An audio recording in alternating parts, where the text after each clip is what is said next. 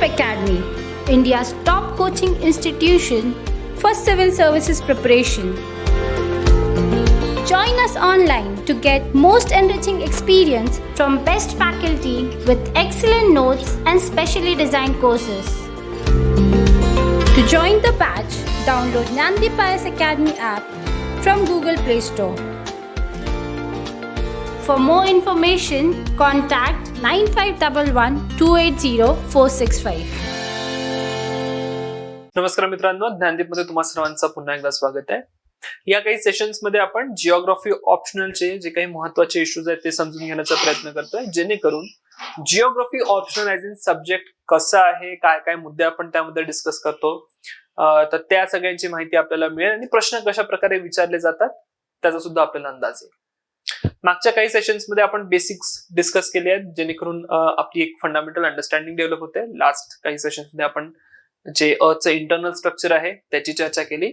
आजच्या सेशन मध्ये एक अतिशय महत्वाचा टॉपिक आपण डिस्कस करतोय आणि तो टॉपिक आहे कॉन्टिनेंटल ड्रिफ्ट थिअरी. तुम्ही जर जीएस मेन्सचे पेपर्स बघितले, इव्हन जिओग्राफी ऑप्शनलचे पेपर्स बघितले, या सर्व पेपर्स मध्ये तुम्हाला एक प्रामुख्याने प्रश्न दिसेल, that is either continental drift theory or there is one more section that is plate tectonics. तर हे जे महत्वाचे मुद्दे आहे, will try to understand exactly हा काय मुद्दा आहे आणि एक एक करून समजून घेऊ की काय प्रश्न विचारले जातात. Now when we say continental drift theory, the mostly continental drift theory जी आहे, we are going to discuss the continental drift theory given by Alfred Wegener. ठीक आहे. आता अल्फ्रेड वेगनरच्या आधी सुद्धा एक कॉन्टिनेंटल ड्रिफ्ट थिअरी आली होती. एक जिओग्राफर होते, his name was F.B. Teller, आणि यांनी सुद्धा अशाच प्रकारची एक कॉन्टिनेंटल ड्रिफ्ट थिअरी जी आहे ती प्रेझेंट केली होती. कुठल्या एका सेशन मध्ये आपण ती सुद्धा डिस्कस करू, बट एक सगळ्यात महत्वाची जी कॉन्टिनेंटल ड्रिफ्ट थिअरी आपल्याला डिस्कस करायची असते, it was given by Alfred Wegener. 1912 मध्ये अल्फ्रेड वेगनरनी ही कॉन्टिनेंटल ड्रिफ्ट थिअरी जी आहे ती प्रेझेंट केली होती. Now exactly continental drift theory म्हणजे काय, काय नेमकं आपण समजून घेणार आहोत, ऍट दी एंड काय आउटकम असेल. तर जर तुम्ही ह्या दोन इमेजेस बघितल्या, या दोन इमेजेस मधून तुम्हाला एक्झॅक्टली आपल्याला काय डिस्कस आज करायचं आहे ते दिसून येईल. If you look at this image, I will call it as let's say this is image 1 and this is image 2. जर एक फंडामेंटल डिफरन्स तुम्ही बघितला दोन्ही इमेजेस मध्ये अर्थ दाखवलेली आहे, but in image 1 what we have, जितकाही जमिनीचा भाग आहे, रादर जितकेही कॉन्टिनेंट्स आहे अर्थच्या सरफेसवर, all these continents have been clubbed together. इथे तुम्ही बघू शकता एक खूप मोठा लँड मास जो आहे, सगळे कॉन्टिनेंट्स एक दुसऱ्याला जोडलेले आहे आणि त्यातनं एक अतिशय मोठा लँड मास जो आहे तो इथे निर्माण झालाय. त्याला एक नाव दिलेलं आहे पॅन्जिया म्हणून. पण समजून घेऊ व्हॉट दिस पॅन्जिया मीन्स. हा एक लँडमास आहे. Similarly there is a big ocean. इथे टेथिस लिहिलेलं आहे. ऑल्टरनेटली आणखी एक शब्द वापरला जाईल, दॅट इज पॅन्थॅलसा. ठीक आहे. हा जो ओशन आहे त्यासाठी एक आणखी शब्द वापरला जाईल, that is Panthalassa. Now there is image 2. या इमेज मध्ये तुम्ही बघू शकता आजची जी कॉन्टिनेंटची पोझिशन आहे, म्हणजे इथे सर्वच्या सर्व कॉन्टिनेंट्स एकत्र दाखवलेत आणि इथे आपल्याला दिसून येतं की there is like separation. There is north America, south America. या ठिकाणी तुम्हाला हा आफ्रिकेचा भाग दिसतोय. देन देर इज युरेशिया, इकडे कुठेतरी इंडिया असेल, इकडे मागे ऑस्ट्रेलिया असेल, इथे एंटार्क्टिका आहे आणि सर्वच्या सर्व कॉन्टिनेंट जी आहे ती वेगवेगळी आपल्याला झाल्याची दिसून येते. सो जर एक रफली सांगायचं झालं कॉन्टिनेंटल ड्रिफ्ट थिअरी म्हणजे नेमकं काय, तर या ठिकाणी ही जी कॉन्टिनेंट्स किंवा लँडमास, कॉन्टिनेंटल लँडमासची जी मुवमेंट आहे थ्रू आउट द हिस्ट्री, म्हणजे आजपासून पृथ्वीच्या ओरिजिन पर्यंत तुम्ही जेव्हा वापस जाता त्या पूर्ण पिरियड मध्ये what do we find these continents have had some movement. ते कधीतरी एकत्र आले होते, ते कधीतरी दूर गेलेत, आता हे दूर गेलेले आहेत. मे बी पुन्हा काही मिलियन वर्ष आपण समोर गेलो तर again they will come together. तर there is always a movement in this continents. हे जे कॉन्टिनेंट्स आहे, कॉन्टिनेंटचा जो भाग आहे हा नेहमी मूव्ह करत असतो. अशा प्रकारची एक थिअरी जी आहे, अशा प्रकारचं एक प्रपोजिशन जे आहे, it was presented by Alfred Wegener आणि त्यालाच आपण कॉन्टिनेंटल ड्रिफ्ट थिअरी जे आहे हे नाव देतो. Now this continental drift theory is very important. Why it is very important? When we talk about continental drift theory,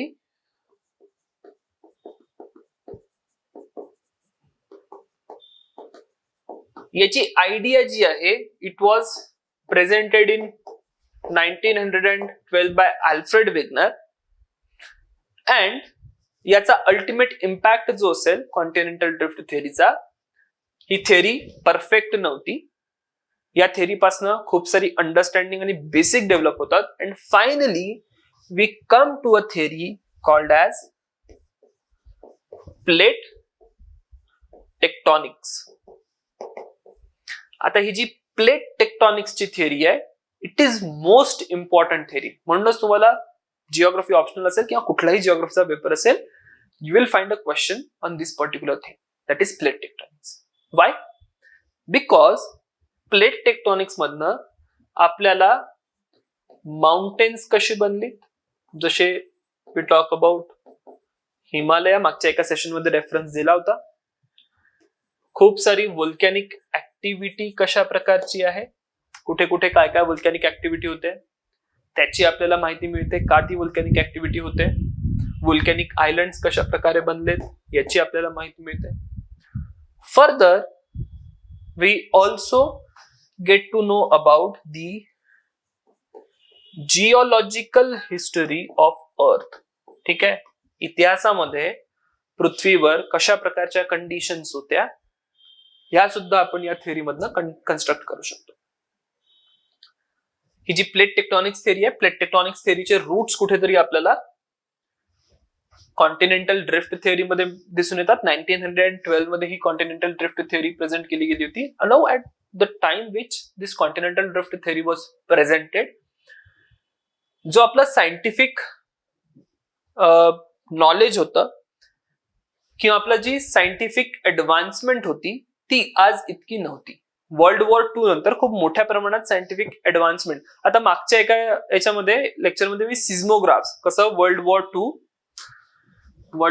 II कारण एक सिझमोग्राफचं नेटवर्क जे आहे ते क्रिएट झालं आणि याचा अल्टिमेट इम्पॅक्ट जो होता, इट वॉज की आपलं जे इंटेरियर ऑफ अर्थ आहे याची माहिती आपल्याला मिळायला लागली चांगल्याने. कारण की सिझमोग्राफिक स्टेशनवर ज्या सिझमिक वेव्स आपण रेकॉर्ड केल्या त्यांचा आपण अभ्यास केला आणि अल्टिमेटली इंटिरियर ऑफ दी अर्थ जी माहिती आहे ती मिळाली. सिमिलरली वर्ल्ड वॉर II चा फायदा किंवा कोल्ड वॉरचा फायदा आपल्याला होताना दिसतो. त्यातनं प्लेट टेक्टॉनिक थिअरी जी आहे ती उदयास येते. Like I tell you how this happened. What happened की ज्या वेळेला वर्ल्ड वॉर II संपलं, एक सबमरीनचं नेटवर्क तुम्हाला दिसून येईल वर्ल्ड वॉर II मध्ये. ठीक आहे, जर्मन सबमरीन्स ज्या होत्या, खूप मोठ्या प्रमाणात जर्मन सबमरीन्स युज केल्या जायचे आणि त्याला काउंटर म्हणून what United States did, United स्टेट्सनी खूप साऱ्या शिप्स जे आहे त्या समुद्रामध्ये सोडल्या ज्यांच्यामध्ये अशा प्रकारचे सायंटिफिक ऍडव्हान्समेंट्स होते की दे कुड इको साऊंडिंगची एक प्रोसेस होती.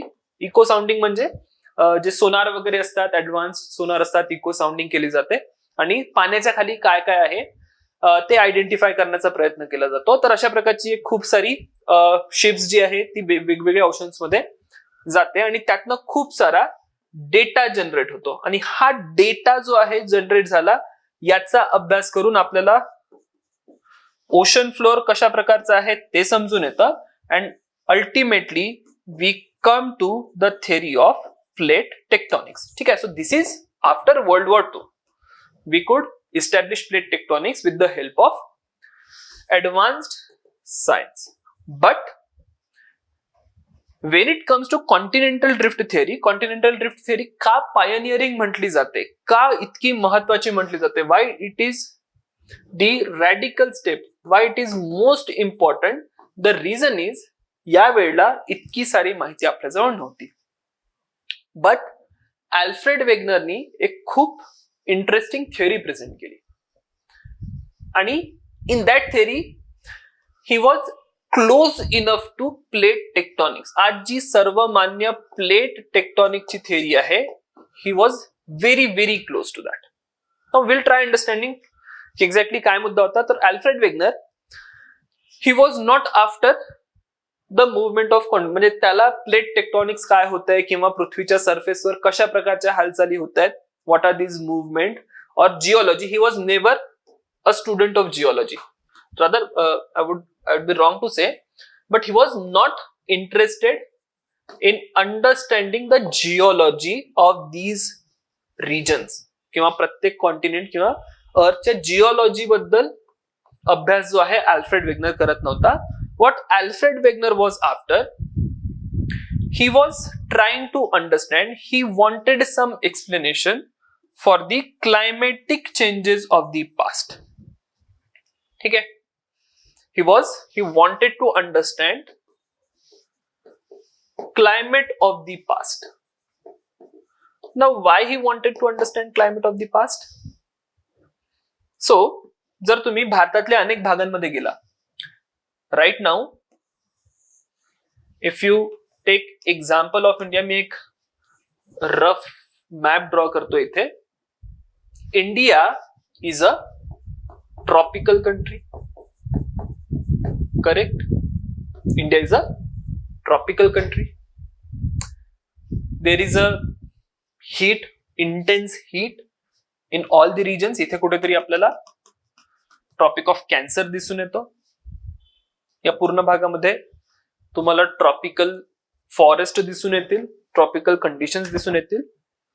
बट तुम्ही काही भागांमध्ये गेला आणि जमिनीचा भाग तुम्ही थोडासा खोदला तर तुम्हाला असं लक्षात येतं की भारतामधल्याच काही भागांमध्ये in this tropical region itself थोडं जमिनीच्या खाली गेलं, मातीच्या खाली गेलं, आपल्याला काय कंडिशन्स दिसून येतात. We find conditions of ice age or better we find conditions of glaciation. ठीक आहे. याचाच अर्थ काय झाला, ज्या प्रकारची कंडिशन आपल्याला आज पोल्सवर दिसून येते, सिमिलर टाइप ऑफ कंडिशन्स आपल्याला इथे या काही भागांमध्ये सुद्धा दिसून येते.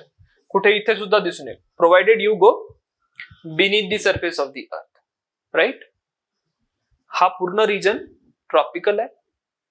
बट काही भागामध्ये आपल्याला काय एव्हिडन्सेस दिसतात, that there have been conditions of glaciation. कधीतरी हा भाग पूर्ण बर्फाच्छादित होता, आईस कवर्ड होता, स्नो कवर्ड होता. Similarly if you go to the regions of north, if you go to the regions such as Britain is now mostly a temperate region, high latitude चा region आहे. आता जर तुम्ही atmosphere बघितलं, mostly cold climate तिथे असतं. पण again तिथले तुम्ही जर जिओलॉजिकल एव्हिडन्सेस बघितले, व्हॉट यू फाइंड, कधीतरी पास्ट मध्ये तिथे तुम्हाला ट्रॉपिकल कंडिशन्स असल्याचे एव्हिडन्सेस मिळतात. Evidences of tropical conditions. And this is like 2 examples I have given. Almost every region अर्थवरचा जवळजवळ प्रत्येक रिजन जर तुम्ही जाल तर त्या प्रत्येक रिजन मध्ये तुम्हाला अशा प्रकारचे हिस्टॉरिकली काहीतरी वेगळं क्लायमेट राहिलं, म्हणजे मिलियन इयर्स अगो, 10, 50, 100 मिलियन इयर्स अगो क्लायमेट जे होतं ते वेगळं होतं. अशा प्रकारची काही माहिती आपल्याला मिळते. आता ज्या वेळेला आपण अशा प्रकारच्या हिस्टॉरिकल क्लायमेटचा अभ्यास करतो, it is called as palaeoclimatology. ठीक आहे. What is palaeoclimatology? It is study of climate of the past. It is study of climate of the past and same profession जे होता, it was like Alfred Wegener's profession. He was a meteorologist by profession. आता एक MPSC मध्ये प्रश्न विचारला होता की Alfred Wegener was a geologist, was a physicist. Actually तो meteorologist होता, but that was not the option. So अशा प्रकारचा काहीतरी अभ्यास जो आहे तो करण्याचा प्रयत्न अल्फ्रेड वेगनरचा होता. तर Wegener needed explanation for the climatic changes in the past. तर ब्रिटनमध्ये का आपल्याला एव्हिडन्सेस मिळतात ट्रॉपिकल क्लायमेटचे, इंडियामध्ये का आपल्याला ग्लेशियल एव्हिडन्सेस मिळतात, याचं उत्तर शोधण्याचं काम जे आहे हे अल्फ्रेड वेगनर करत होता. नाउ व्हॉट हॅपन, तर याचं उत्तर he arrived at to conclusion की हे जे क्लायमेट ऑफ द पास्ट आहे, अशा प्रकारचे जे चेंजेस दिसत आहेत याची दोन कारणं असू शकतात. एक कारण हे असू शकतं की आजची जी आपण कॉन्टिनेंटल पोझिशन बघतोय, अर्थ has remained like this all through out the history, but जे क्लायमेट आहे, ठीक आहे, आज इथे पोल आहे तर मे बी कधीतरी इथे पोल असेल, कधी इथे असेल, कधी इथे असेल, आणि त्यामुळे वेगवेगळ्या भागातलं क्लायमेट जे आहे ते क्लायमेट चेंज झालं असेल. सो जे लँड मासेस आहे they have remained stationary, but climate जे आहे वेगवेगळ्या रिजनचा ते चेंज झालंय. That can be one conclusion. पण तसं होऊ शकत नाही, कारण की मोस्टली जर तुम्ही क्लायमेट बघितलं अर्थवर, right, so this is sun, this is earth, आणि मोस्टली आपल्याला जो क्लायमेट दिसून येतो it is an impact of earth sun relationship. आता अर्थ जी या ऍक्सिसवर रोटेट करते, तर जोपर्यंत ही अर्थ पूर्ण रोटेट आपली साईड बदलत आहे, मे बी हा जो ऍक्सिस आहे हा इथे कुठेतरी आला, तेव्हा जाऊन आपल्याला अशा प्रकारचे चेंजेस दिसतील. बट मोर ऑर लेस अर्थ हॅज रिमेन्ड लाईक दिस. ठीक आहे, या 23 डिग्री ऍक्सिसवर ती अशीच रोटेट करते, याच्यामध्ये चेंजेस नाही आले. आणि म्हणून आपण हे म्हणू शकत नाही की वेगवेगळे जे लँडमास आहे, इथे इंडिया असेल, इथे आफ्रिका असेल, यांच्यामध्ये जे क्लायमेटिक चेंजेस आहे, so they are not because of any change between sun and earth. ठीक आहे, याच्या रिलेशन मध्ये काही चेंजेस नाही झाले, अर्थ काही उलटी सरळ नाही झाली कधी, तर त्यामुळे ते चेंजेस जे येऊ शकत होते ते नाही आले. So what could be the other reason? The other reason could be that की बघा, आज जो लँडमास हा ट्रॉपिकल रिजन मध्ये आहे, may be this landmass somewhere in the history was located here. ठीक आहे, जे आपण म्हटलं की Britain shows evidences of tropical climate. तर ब्रिटेन आज इथे आहे, it is fairly in a temperate region, but एक पॉसिबिलिटी ही असू शकते की कधीतरी ब्रिटनचा हा जो भाग आहे इट वॉज समवेअर हिअर, आणि त्याच्यामुळे तुम्हाला हिस्टॉरिकली ब्रिटनमध्ये ट्रॉपिकल क्लायमेटचे एव्हिडन्सेस दिसतील. Similarly if you look for any other land, जसं मी इंडियाचं एक्झाम्पल दिलं, इट कुड हॅव हॅपन्ड की India was somewhere here, right, आणि म्हणून इंडियामध्ये आपल्याला कोल्ड कंडिशन हिस्टॉरिकली असल्याच्या दिसून येतात. ठीक आहे, so Alfred Wegener arrived at to conclusions. Either हे क्लायमेटिक झोन्स जे आहे, these climatic zones might have shifted, or climatic zones जे आहे they have remained stationary, but हे जे giant land masses आहे, हे land masses एका जागेचे दुसऱ्या जागेवर गेले असेल. अशा प्रकारचे दोन कन्क्लुजन इथं निघतात. There is a lesser possibility of going with conclusion 1. तर अल्फ्रेड वेगनर says की सी दोन कन्क्लुजन निघतात तर, but this first conclusion cannot be the case. Climatic zones shift होण्याचे काही खूप विशेष कारण आपल्याजवळ नाहीये. So what must have happened, these land masses must have displaced from one place to another. आज ज्या ठिकाणी आपण इंडिया बघतो, maybe in history India was not there, maybe it was fairly at south, right.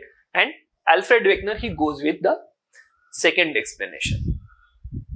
So what he further suggests, त्याने काही basic premises दिले की बघा, अशा प्रकारची मे बी ही कंडिशन असू शकते. फर्स्ट फॉरमोस्ट ही सेज की बघा अर्थ जे स्ट्रक्चर आहे, अर्थ स्ट्रक्चर इज सियाल, सीमा अँड निफे.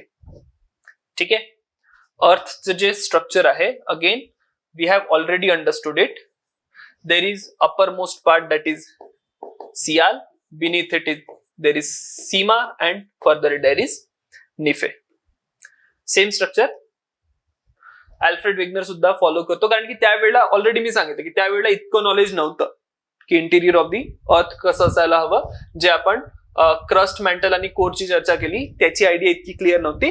बट सियाल, सीमा, निफे त्यावेळेची एक खूप प्रॉमिनंट आयडिया आपल्याला दिसून येते.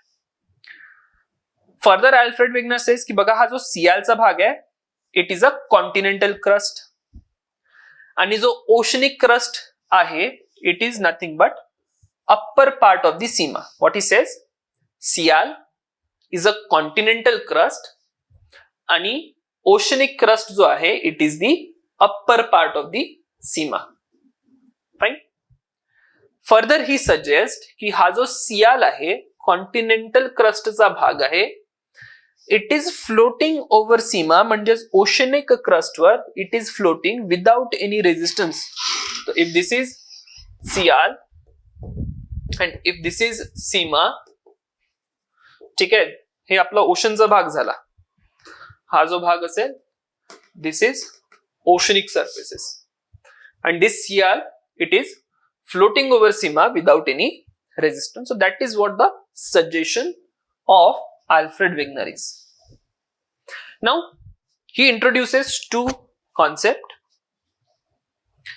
One he calls as a Pangea and another is Panthalassa. One is Pangea and another is Panthalassa. तर ही जी Pangea आहे, Pangea जो word आहे it suggests if you collect all land mass together, all land mass together is nothing but Pangea. तर याला आपण super continent Pangaea सुद्धा म्हणतो. It is a supercontinent. What do we mean by supercontinent? आताचे जितके continents आहेत सर्व एकत्र आलेत तर it will form a supercontinent. All land mass is together, so this is Pangaea. ठीक आहे. Then if all landmass has come together, सगळ्या वॉटर बॉडीज ज्या आहेत त्या सुद्धा एक दुसऱ्यासोबत कनेक्ट होतील.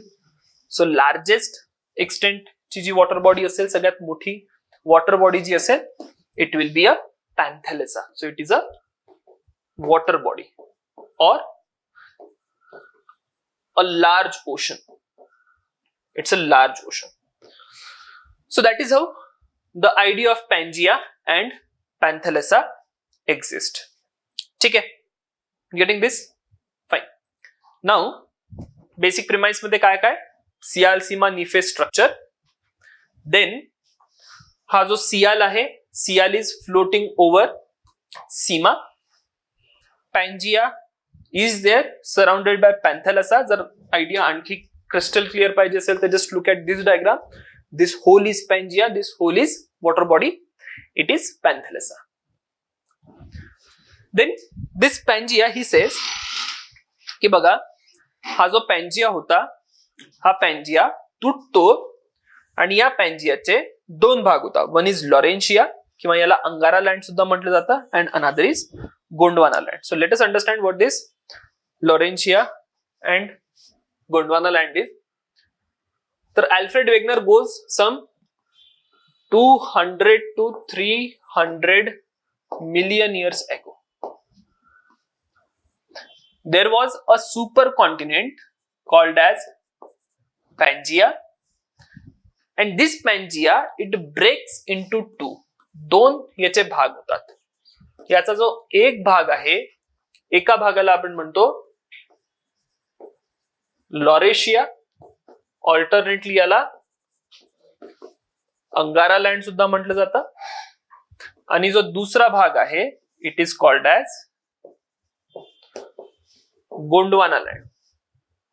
हा जो लॉरेशिया भाग आहे, लॉरेशिया इज नथिंग बट आता जे तुम्ही नॉर्थ मध्ये कॉन्टिनेंट्स बघता, ठीक आहे, मोस्टली याच्यामध्ये युरोप असेल, एशिया असेल, नॉर्थ अमेरिका असेल, हा सगळा जो भाग आहे it is a part of Laurasia.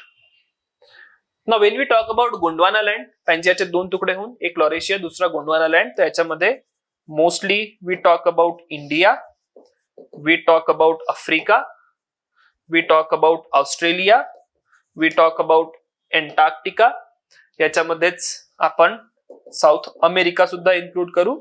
Then we can also talk about जे मॅडागास्कर सारखे वगैरे रिजन आहे, हे सर्व आपल्या गोंडवाना लँडचा भाग. आता हे गोंडवाना लँड शब्द कुठून आला तुम्ही फेअरली समजू शकता. सेंट्रल इंडियामध्ये आपला जो रिजन आहे तिथे ट्राईब आपल्याला दिसते, दॅट इज गोंड ट्राईब. तिथनं हे नाव जे ते येतं that is Gondwana land. So Carboniferous period, आता हे जिओलॉजिकल हिस्ट्री ऑफ अर्थ जेव्हा समजू तेव्हा तुमच्या लक्षात येईल की what is Carboniferous period is. ठीक आहे, फेअरली टाइमलाईन लक्षात ठेवा, 200 ते 300 million years ago. What he suggesting Alfred Wegener की हे तुटतात आणि यांचे दोन वेगवेगळे भाग होतात आणि हळूहळू मग लॉरेशिया पण तुटेल. ठीक आहे, देन गोंडवाना लँड सुद्धा त्याचे सुद्धा सेपरेट भाग होतील. आणि आताची जी कंडिशन आहे, आता जी कंडिशन आपल्याला दिसून येईल. ठीक आहे, so just see here, this is your Gondwana land and this is your Laurasia. हा लॉरेशिया झाला आणि हा गोंडवाना लँड. ठीक आहे, दोन वेगळे होतील. त्यानंतर लॉरेशिया आपला वेगळा तुटत जाईल. आजची परिस्थिती तुम्हाला दिसून येईल, गोंडवाना लँड सेपरेट होत जाईल आणि आज ज्या प्रकारचा वर्ल्ड मॅप आपल्याला दिसतो त्या प्रकारचा एक्झिस्टन्स मध्ये येईल. आता यामध्ये अनेक स्टेप्स आहे. So we are right now not going in the steps. Now या कार्बोनिफेरस पिरियड मध्ये एक कॉन्टिनेंटल ड्रिफ्ट जी आहे ती सुरू होते. आता कॉन्टिनेंटल ड्रिफ्ट म्हणजे सरकत जाणे. ठीक आहे, जो एक फ्लोट होईल. ही ऑलरेडी सेट की sial which is a continental crust, it is floating over a sima. तर अशा प्रकारचा हा बेसिक प्रिमाइस जो आहे त्यांनी प्रेझेंट केला आणि Pangaea disturbs and take present day shape. Now या सर्व घटना अशाच प्रकारे झाल्या याचे काही एव्हिडन्सेस सुद्धा आपल्याला दिसून येतात. व्हॉट आर द एव्हिडन्सेस की अल्फ्रेड वेगनर जे म्हणतोय कॉन्टिनेंटल ड्रिफ्ट बद्दल, it needs to be true. तर there are certain evidences also. सगळ्यात पहिला जो एव्हिडन्स आहे, the very first evidence is a jigsaw fit. What is jigsaw fit? ते आपण तुम्ही खेळलं असाल, अशा प्रकारे एक पझलचा भाग असतो. ठीक आहे, एक तुकडा हा असेल, हा दुसरा तुकडा असेल, राईट, आणि you fit this particular part into the other part. तर याला जिगसॉ फिट म्हटलं जातं. जर तुम्ही आफ्रिका आणि साऊथ अमेरिका या दोन कॉन्टिनेंट्सना इमॅजिन केला तर you will find that there is a perfect matching of boundaries. या दोन बाउंड्रीज जे आहे, या दोन बाउंड्रीज खूप चांगल्याने तुम्हाला मॅच होताना दिसतात. Can see in this particular diagram. Here हा आफ्रिकेचा west coast and this is east coast of South America. आणि दोन्ही you will find कि they are somewhere fitting each other. So हा पहिला एव्हिडन्स होता ज्यामध्ये आपण म्हणतो की there is a jigsaw fit of continents. Then जर तुम्ही नॉर्थ अमेरिकेच्या ईस्ट कोस्टचे कॉन्टिनेंट्स माउंटेन्स बघितले, mountains of the east coast of North America आणि वेस्ट कोस्ट ऑफ युरोप, हे जे माउंटेन्स आहे they are very very identical. ठीक आहे, आता मी अगेन टेक्निकल याच्यामध्ये आपण नावं सांगू शकतो. अप्लाशियन्स आहेत, काही आयरिश माउंटेन्स आहेत, स्कॅन्डिनेव्हियामध्ये हर्सिनियन कॅलिडोनियन माउंटेन्स आहे. तुम्ही इतके टेक्निकल नावं नाही सांगणार, मी फक्त तुम्हाला एक रफ आयडिया देतोय की what we are here talking about. We are talking about the eastern coast of USA. हा जो इथला भाग आहे, इथले जे कॉन्टिनेंट्स आहे, इथले जे माउंटेन्स आहे आणि हे इथले जे माउंटेन्स आहे, these are identical. Why these are identical? Somewhere in the history हे दोनही भाग एक दुसऱ्याला जुळून होते. त्यावेळेला जे माउंटेन्स निर्माण झाले, म्हणजे समजा हा एक भाग आहे, हा दुसरा भाग आहे, हे दोन्ही भाग एक दुसऱ्यावर आदळले तर इथे कुठेतरी एक माउंटेन रेंज तयार होईल, पर्वत तयार होतील दोन्ही भाग. एक दुसऱ्याला आदळल्यानंतर, आणि ज्या वेळेला पुन्हा हे एक दुसऱ्यापासून तुटले तर पर्वताचा एक भाग तुम्हाला इथे दिसून येईल आणि पर्वताचा दुसरा भाग तुम्हाला इथे दिसून येईल. So that is what we are suggesting की the mountains of east coast of North America and that of west coast of Europe हे तुम्हाला आयडेंटिकल दिसतील. फर्दर अगेन एव्हिडन्सेस हे आहेत की अटलांटिक ओशन मधला वेस्ट कोस्ट बघा आणि अटलांटिक ओशनचा ईस्ट कोस्ट बघा. Both of these are very identical. Geologically they are very identical. Why there is geological similarity? Again very simple thing. त्याची जी जिओलॉजिकल सिमिलॅरिटी आहे it comes from both being joined together. हा जो Atlantic Ocean आहे, Atlantic Ocean अजूनही म्हटलं जातं की अटलांटिक ओशन इज एक्सपांडिंग. इथे कुठेतरी हा मी एस शेप जो काढलाय त्याला मिड ओशनिक रिज म्हटलं जातं. दिस इज मिड अटलांटिक रिज किंवा मिड ओशनिक रिज. ठीक आहे, इथनं हा पसरतोय. ठीक आहे, आणि एकेकाळी हे जे भाग आहे both we are joined together. Since they have separated, हा जो वेस्ट कोस्ट असेल आणि हा जो ईस्ट कोस्ट असेल अटलांटिक ओशनचा, दोन्ही जिओलॉजिकली तुम्हाला खूप सिमिलर आढळतील. अगेन डिटेलमध्ये जायचं झालं तर व्हॉट यू विल फाइंड, इथे तुम्हाला गोल्ड आढळतो आफ्रिकेमध्ये. फाईन. तर हा जो भाग आहे जो इथे जुळलेला होता, इथे सुद्धा तुम्हाला गोल्ड डिपॉझिट्स आढळतात. तर या प्रकारची जिओलॉजिकल सिमिलॅरिटी जी आहे इट इज देअर.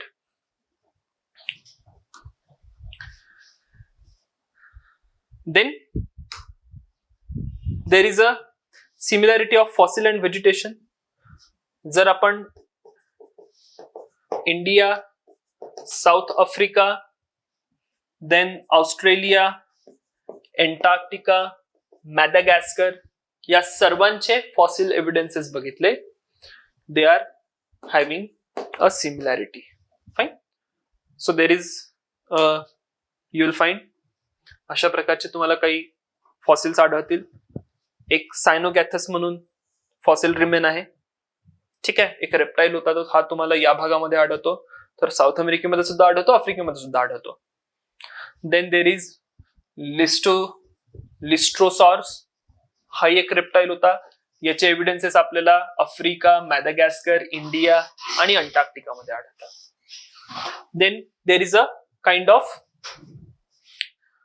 फोना, एक फर्न होती, एक झाडाचा प्रकार होता ज्याला म्हटलं जातं ग्लॉसोटेरिस फोना. ठीक आहे, जस्ट सी हियर, हे लक्षात ठेवा. ग्लॉसोटेरिस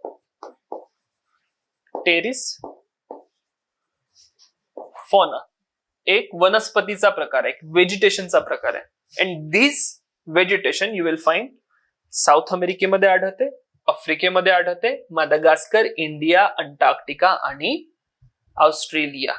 तर यातनं आपल्याला एक लक्षात येतं की ही जी पूर्ण एक प्रकारची वनस्पती आहे, का आपल्याला सर्व भागांमध्ये आढळते? Because both all of these regions were somewhere joint together.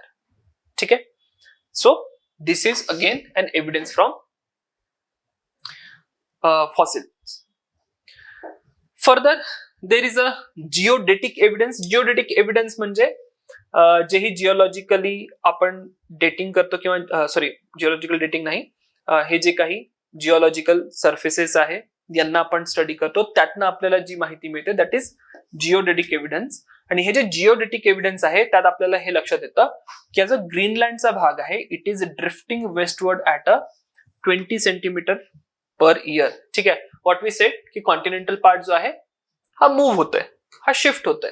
तर इथे कुठेतरी तुम्हाला ग्रीनलँड दिसेल, आणि हा ग्रीनलँडचा भाग सुद्धा जो आहे त्यात आपल्याला फेअर अमाऊंट ऑफ एव्हिडन्सेस मिळतात की देर is a movement of 20 centimetre per year.